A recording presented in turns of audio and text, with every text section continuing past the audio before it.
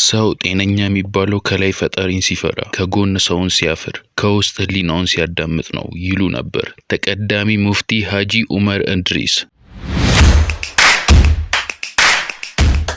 ዓለም የሚያከብራቸው በግብጽ ታላቁ አባት አቡነ ሺኖዳ ባረፉ ጊዜ እንደ ሀገር ሙስሊም ክርስቲያን ሳይሉ መላ ግብጻውያን አዘኑ፣ አምርረውም አለቀሱላቸው። ምክንያታቸውም ብሔራዊ አርማቸው ነበሩ። አቡነ ሺኖዳ ኖሮ ያለፉትም እንደ ሀገር ነበር። ምክራቸውም ከአንደበታቸው የሚወጣው ቃል ነፍስን የምታረሰርስ ትውልድን የምታንጽ አንድ የምታደርግ ነበረች። እናም ስራ ህያው ምስክር ሆኖ እንደ ሀገር አንብተው ቀበሯቸው። እኛ ሀገርም እንደ አባት የምንወዳቸው ታላቅ አባት አረፉ። ሀዘናችን እንደ ሀገር ነው። ለምን ቢባል የሀገር ፍቅርን በመልክ ቢገለጽ ሐጂ ሙፍቲን ይመስላል። የሰውነት ሚዛን መስፈሪያ ቢተመንም ሐጂን ይገልጻል። ዕውቀት፣ ትህትና፣ ደግነት፣ ቅንነት፣ እምነት ያለ ገደብ የረበቡት በሐጂ ልቦና ነበር እንዲቀርብ ስለሆነ በነበር አረፍተ ነገሩ ተዘጋ።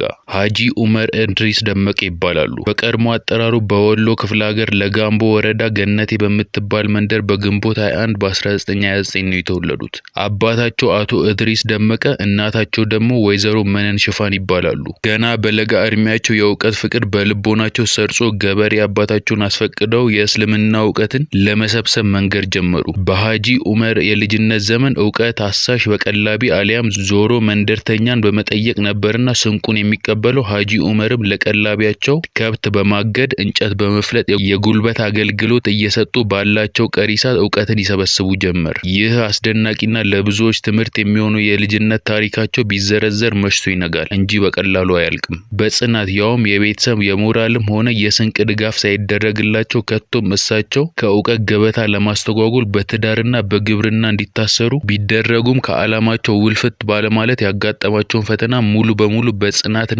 በብልሃት በመወጣት ካሰቡበት ለመድረስ ችለዋል። ሐጂ ዑመር ከ50 ዓመት በፊት አዲስ አበባ የመጡት ኡስታዛቸውን በመፈለግ ነበር። ደሴ የወይዘሮ ስህን ትምህርት ቤት መምህር የነበሩት በደርግ ዘመን የእስልምና ጉዳዮች ሊቀመንበር በሐጂ ሙሐመድ ሳኒ ሀቢብ ጀምረው የነበረውን ትምህርት ለመቀጠል እንጂ አዲስ አበባ ለመኖር አልነበረም። እሳቸው መምህራቸውን የፈለጉትን ያህል ደሴ ውስጥ ያስተምሯቸው የነበሩ የእሳቸው ተማሪዎችም እሳቸውን ፍለጋ ተከታትለዋቸው መጥተዋል። ሆኖም ለዓመታት የሰበሰቡትን እውቀት ሌሎችን ለማስተማር ከበቂ በላይ መሆኑን የተረዱት ሐጂ ሳኒን በአንዋር መስጂድና በመስጂድ ኑር በተለምዶ በኒን መስጂድ በሚባለው እንዲያስተምሩ ተመደቡ። እርሳቸውም ግማሽ ቀኑን ለራሳቸው እውቀት ሲሰበስቡ ቀሪውን የቀን እኩሌታውን ምሽት ላይ በማስተማር ያሳልፉ ጀመር። ሙፍቲ ሐጂ ዑመር ከማስተማርም ባሻገር ከ50 በላይ ሃይማኖታዊ መጻሕፍቶችን ጽፈዋል። ቅዱስ ቁርአንንም ተርጉመዋል።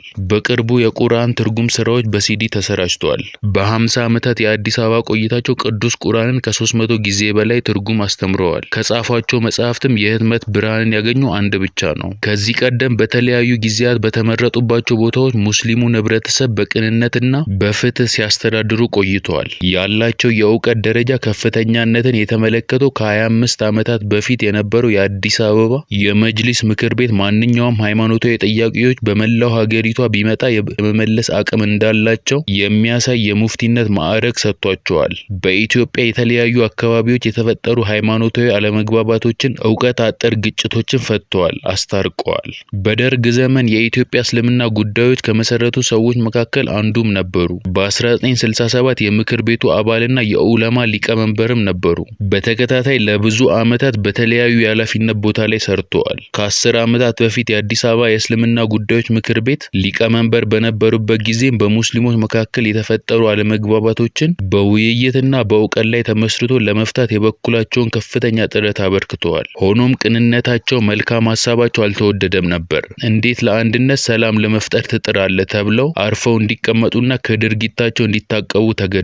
በአሁኑ ወቅት በኢትዮጵያ እስልምና ጉዳዮች ምክር ቤት የኡለማ ጉባኤ ሊቀመንበር በቅርቡ በዶክተር አብይ አሳሳቢነት በተቋቋመው የኢትዮጵያ ሙስሊሞች ተቋማዊ ለውጥ የጋራ ኮሚቴ ሰብሳቢ በመሆን ታላቅ ኃላፊነትን ሲወጡ ነበር። ሰው ሆኖ አንድነትን የሚጠላ ጤናማ አእምሮ ያለው ሰው ነው ማለት አይቻልም። አንድነት ለአገር ልማት፣ ለሰላም መሰረት ነው ይሉ ነበር ሐጂ በሰዎች መካከል ሰላም እንዲሰፍን፣ እርቅ እንዲወርድ፣ መልካምነት እንዲነግስ ሁሌም የራሳቸውን ጥረት ያደርጋሉ። ይኖራሉ። ይህ የተፈጠሩለት ዓላማ የተቸሩት መክሊት ነው። ስለ ሰላም ሲናገሩ የአስተሳሰብ ልዩነት አላህ የፈጠረው የሰው ልጆች ባህሪ ነው። የመመካከር የመነጋገርና ሐሳብን የመደጋገፍም ሆነ የመንቀፍ አስተሳሰብን መርህ አድርገን የወረደ ሃይማኖትን ይዘን በሃይማኖት ስም መናጨት መሰረት የሌለው ነው። የሰው ልጅ የሚያጣላው ገንዘብና ስልጣን ነው። እንደ ኢትዮጵያ ሙስሊም እየተነሱ ያሉ የልዩነት ሐሳቦች በመሰረታዊነት የሚለያዩ አይደሉም። ጥቅምና ስልጣን እነዚህን አጀንዳዎች ሽፋን አድርገው ነው እያጋጩን የሚገኙት። ሁሉም ሙስሊም ሰላማዊ የሆነ ሀገራዊና ህዝባዊ የሆነ እይታ ሊኖረው ከጥርጣሬ የጸዳ የሆነን መቀራረብና መነጋገር ሊያዳብር ይገባል። በመቀራረብና በመነጋገር የማይፈታ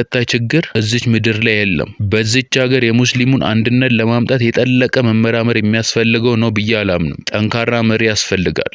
በእኩልነት የሚያይ መሪ፣ አላህን የሚፈራ፣ በጥቅምና በድለላ የማይታለል የሆነ መሪ፣ ከራሱ የህዝብ ጉዳይ የሚያስቀድም መሪ ያስፈልጋል። ከግል ጥቅም ይልቅ የሃይማኖትን ክብር ለማስጠበቅ የሚሰራ አቋም ያለው መሪ ያስፈልጋል በሚለው ንግግራቸው ይታወቃሉ። ሀጂ ዑመር የኢትዮጵያ ሙስሊሞች መፍትሄ አፈላላጊ ኮሚቴዎች በእስር በነበሩበት ጊዜ ከኡስታዝ መሐመድ ጀማል አጎናፍር ከሌሎች አባቶች ጋር በመሆን ለአራት ዓመታት መንግስትን ከኮሚቴዎቹ ጋር ለማስታረቅ ኮሚቴዎቹ እንዲፈቱና መንግስትም ይቅር እንዲል ብዙ ጥረዋል። ሀጂ ዑመር ያላቸውን የህይወትና የእውቀት ልምድ በመጠቀም ሀገርም ሆነ የኢትዮጵያ ሙስሊም በሚፈልጓቸው ወሳኝ ወቅት ወሳኝ ታሪክን አበርክተዋል። ይህንን እውነት የእሳቸው የዕለት ተዕለት እንቅስቃሴ በመገናኛ ብዙሃን የሚከታተል ማንኛውም ኢትዮጵያውያን የሚመሰክር ነው። የእስልምናን የሰላም ሃይማኖትነትን፣ የትብብር፣ የመቻቻል፣ የመከባበር፣ የመዋደድ ሃይማኖትነትን እስከዛሬ ይገለጽ ከነበረው በይበልጥ በተግባር አሳይተዋል። ሙስሊሞች ከሌሎች ወገኖቻቸው ጋር ሊኖራቸው ስለሚገባው የአኗኗር ስልት ብቻም ሳይሆን ከሃይማኖት ተከታይነት ባሻገር ሰውነት ቀዳሚ መሆኑን ለማስገንዘብ ሰው መሆን ይቀድማል በሚል መርሃቸው ሰብአዊነትን አጉልቶ አስተምረዋል። ሀገራችን በበቂ ሳትጠቀምባቸው የቆዩት እኚህ ትልቅ አባት በአስተምሯቸው ሙስሊሞች ብቻ የኔ የሚሏቸው ሳይሆኑ ሀገር የምትፈልጋቸው ናቸው። ከሀገርም አልፎ እንደ ሀገር በተጨነቅንበት እንደ ሀገር የጸሎት መርሃ ግብር በታወጀበት በዛ ክፉ ጊዜ ፓትርያርክ ብፁዕ ወቅዱስ አቡነ ማትያስ ጸሎተ ቡራኪ ካደረጉ በኋላ ተቀዳሚ ሙፍቲ ሀጂ ዑመር ሁለተኛውን የጸሎት ፕሮግራም እንዲያደርጉ ሲጋበዙ በዚህ ጸሎት ላይ ሌላ የምጨምረው ጸሎት የለም፣ እኔ ዛሬ ዱዓ አላደርግም፣ ወንድሞቻችን የኦርቶዶክስ አባቶች በሰፊው አድርገዋል፣ ወገባችን እስኪንቀጠቀጥ ያን አሚን ብለናል ብለው የትህትናቸውንና የፍቅራቸውን ጥግ ያሳዩ በብዙሃን ዘንድ የሚወደዱ የብዙሃን አባት ነበሩ።